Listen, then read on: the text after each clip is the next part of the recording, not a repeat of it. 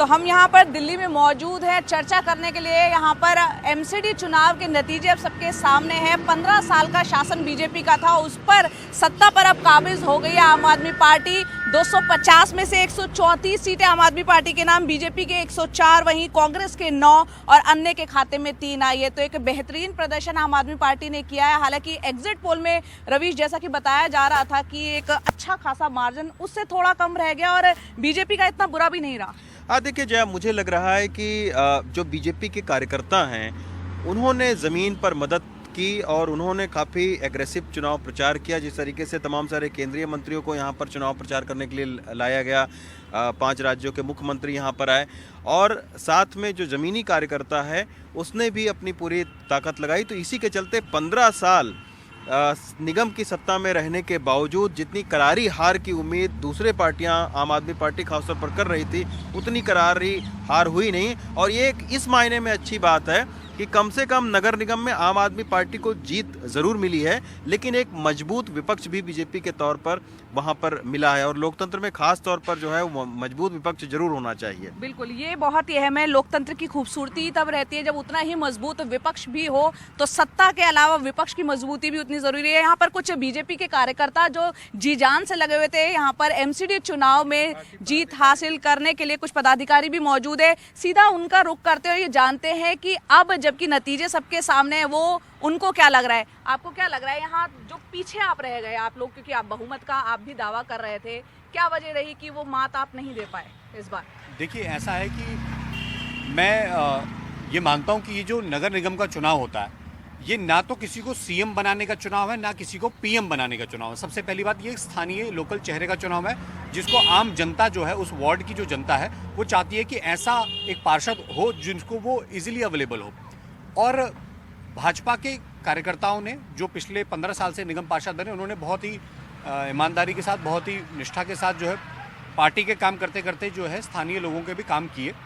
और मुझे ऐसा लगता है कि पिछले अगर आप 5 साल के तुलना में करेंगे तो 2017 में भाजपा को 36% वोट मिला था। ये ना भूलिएगा, 36% वोट बीजेपी को 5 साल पहले मिले था। आज 39.7% वोट बीजेपी को मिला है अब तक, जो कि शायद 40 क्रॉस करने वाला है। लेकिन यहाँ पर ये भी देखिए कि आपके तमाम दिग्गज जो हैं, 7 सीएम से लेकर 17 केंद्रीय मंत्री मैदान में उतरे, प्रधानमंत्री का चेहरा जो है सामने रखा गया, लेकिन वो जादू नहीं हो पाया। देखिए, पहली बात कि 7 मुख्यमंत्री के चेहरे केवल वो पार्टी रख सकती है जिसके पास 7 मुख्यमंत्री हो। जिनके पास 2 ही थे, वो कहाँ थे? दिल्ली ये जानना चाह रही है, जो शिक्षा का मॉडल था, जिसकी बड़ी बड़ी बातें की जा रही थी, 170-180 सीटें मारी आ रही हैं। और आपको, मुझे लगता है कि एनडीटीवी चैनल को ये जिम्मेदारी बनती है कि अरविंद केजरीवाल जी का वो जो उन्होंने बाइट दिया था, वो बाइट दिया था कि दिल्ली में 20 सीटें बीजेपी को नहीं जीतने जा रही है, उसको इस बार चलाना चाहिए। ये उनके मुंह पे बहुत बड़ी करारी हार है। अच्छा, एक चीज बताइए, हारे फिर क्यों? आपका क्या मतलब एनालिसिस है? जमीन पर आप लोग रहे हैं, मैं आपको एक लाइन में बताइए कि क्यों आप लोग? मैं आपको एक लाइन का बता रहा हूँ। आप इस बात को ध्यान रखिए कि बहुत ही कम मार्जिन, बहुत ही कम ऐसी सीटें हैं जिन पर कि हम रहा है। और आपको और बारीकी से आप जब एनालिसिस करने लगेंगे, आपको ये ध्यान में आएगा कि वास्तव में होता है कि 15 साल जब कोई पार्टी लगातार सत्ता में रहती है तो ठीक है, उससे अपेक्षाएं होती है 100 नंबरों की, और हो सकता है वो 80 या 85 तक ले पाती है। उसके बावजूद जो बात हो रही थी कि नहीं जी 50 तक सीमित हो जाएंगे, 70 तक सीमित हो जाएंगे, 20 नहीं आएंगे, ये तो मुख्यमंत्री ने कहा। जो मुख्यमंत्री खुद पहले गायब थे और लास्ट के 2 दिन आकर के दिल्ली में डेरा डाल के बैठ गए।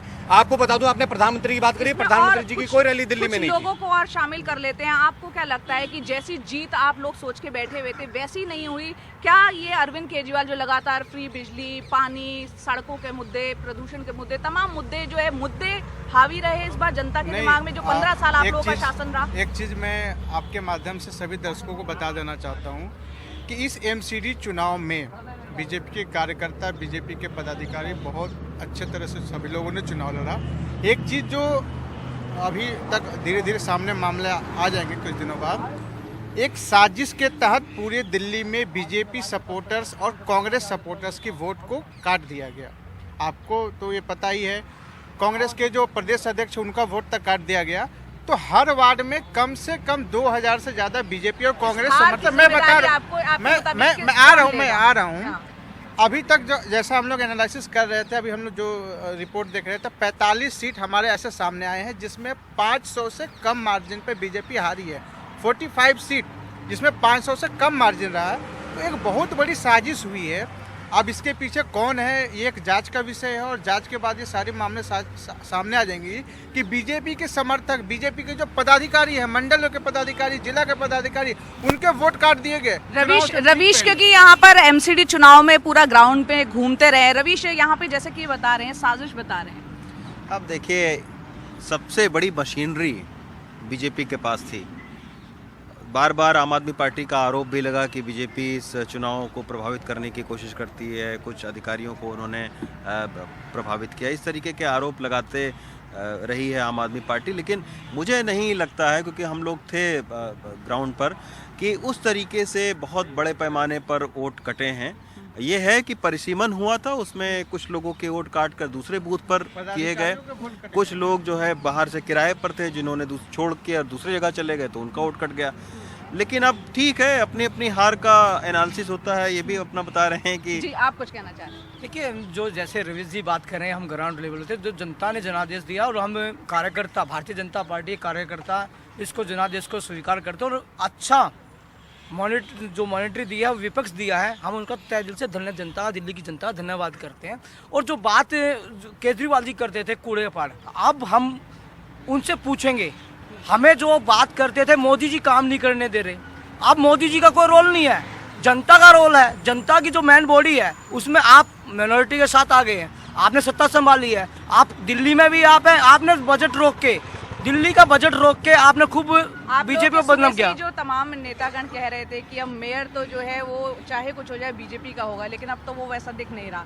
तो अब एक मजबूत विपक्षी भूमिका किस तरह से आप निभाएंगे? देखिए मैम, जो शीर्ष नेताओं का काम है, मेयर बनेगा, मेयर बनाता है काउंसलर जो सदन के अंदर बैठता है। हम जनता और पदाधिकारी नहीं बना सकते, मेयर बनाएंगे उनकी अंतरात्मा की आवाज़ को किसको चुन के किसका मेयर बनाते हैं वो सदन में बात होगी। जो बात केजरीवाल जी भ्रमित करते थे जनता को, अब उसका असली चेहरा अब सामने आएगा। जो मैन बॉडी में कहता था मोदी जी फंड नहीं देते, शाह साहब मुझे फंड नहीं देते, अब तो फंड भी आपके पास है और सरकार भी आपकी है, आप क्यों करके दिखाए ना जो बातें बड़ी बात कर रहे थे। आपका भी एक प्रतिक्रिया ले लेते हैं कि यहाँ तो अब दोनों ही बॉडीज में जो है आम आदमी पार्टी होगी। हमारी प्रतिक्रिया एक ही होगी कि 15 साल हमने सेवा किया दिल्ली का, ठीक। दिल्ली की जनता ये चाहती थी कि हम सेवा केजरीवाल जी को भी दें, तो हम केजरीवाल जी को दिल्ली सरकार, दिल्ली की जनता ने सेवा का मौका दिया।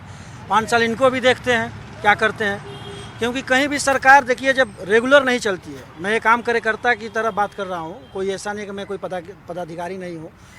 कोई भी गवर्नमेंट या कहीं का भी जो भी जनता है यही सोचता है कि हमारा ज़्यादा से ज़्यादा विकास हो। यदि उसको लगता है कि केजरीवाल जी बहुत अच्छा विकास कर सकते हैं तो काम करें, हम वहाँ विपक्ष के रूप में बैठेंगे। और जहाँ ऐसी अच्छाई जो आपको लगे हो कि बतौर बीजेपी कार्यकर्ता की आम आदमी पार्टी का ये पॉइंट था, तो जो कहीं ना कहीं इनको लीड दिला सकता है, आपको अंदर से कहीं लगता है अंतरात्मा की आवाज़? अंतरात्मा की आवाज़ है। मैं आज सुबह में आ रहा था, एक महिला मिली थी हमसे न्यू अशोक नगर वार्ड 190 में, जहाँ बीजेपी जीती हुई है। हम वहाँ पे हम लोग काफ़ी मेहनत किए, जिताए बीजेपी को। वहाँ एक महिला ने हमको ये चीज़ कहा कि हमको सारी चीज़ें फ्री में मिल रही है, मोदी जी हमको 10 किलो दे रहे हैं, तो क्या हो गया उससे।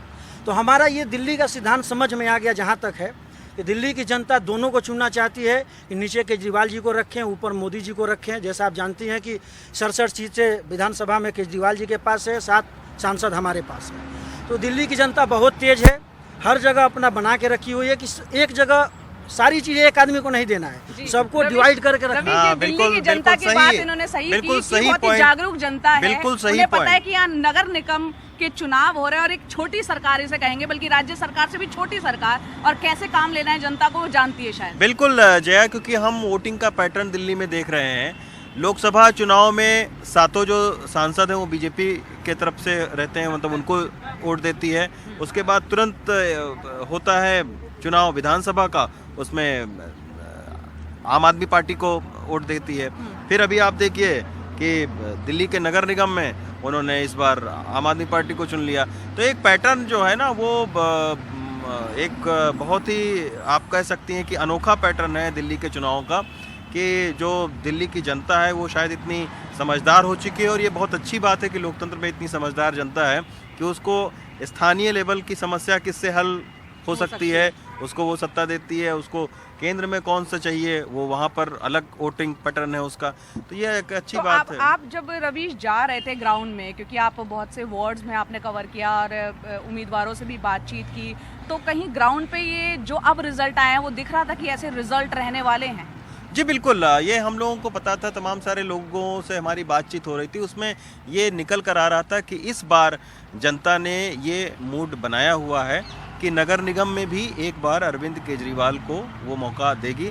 क्योंकि देखिए बीते 5-7 सालों से लगातार कूड़े पर हो, चाहे पानी पर हो, चाहे सड़क पर हो, प्रदूषण पर हो हाँ या प्रदूषण पर हो, आपस में ना पॉलिटिक्स बहुत जलती रहती है और आरोप प्रत्यारोप का एक दौर से चलता था बीजेपी और आम आदमी पार्टी के बीच में। तो इस बार शायद दिल्ली की जनता को लगा कि नगर निगम में भी इनको मौका दो, ताकि फिर कहने को न रहे कि आम आदमी पार्टी को कि भाई नगर निगम में आपने बीजेपी को जिता दिया तो हम फंड कैसे दें और हम उनके साथ काम कैसे करें। तो इसकी वजह से अब चुनौती जो है वो आम आदमी पार्टी के सामने है कि कैसे आखिर वो दिल्ली का डेवलपमेंट करते हैं। बिल्कुल, अब ये चुनौती जो है आम आदमी पार्टी के सामने रहने वाली है, क्योंकि तमाम मुद्दे जो आम आदमी पार्टी प्रेस कॉन्फ्रेंस के जरिए और मीडिया के जरिए और लोगों से कहती थी कि कूड़े का पहाड़ बन गया है और प्रदूषण और तमाम समस्याएं, वो इन समस्याओं का हल अब कैसे सुलझाएगी, क्योंकि एक बहुत बड़ी जिम्मेदारी दिल्ली की जनता ने आम आदमी पार्टी को सौंपी है। उम्मीद करते हैं कि एक तारतम्य दिल्ली सरकार और एमसीडी के बीच, अब क्योंकि बहुमत में आम आदमी पार्टी वहाँ पर भी मौजूद है, एक अच्छा तालमेल दिखेगा और दिल्ली की जनता को उससे फायदा पहुंचेगा। तो मेरे साथ मैं जया कौशिक, एनडीटीवी इंडिया के लिए, साथ में रवीश रंजन शुक्ला। ये था एमसीडी चुनावों का विश्लेषण, आपको हमने बताया।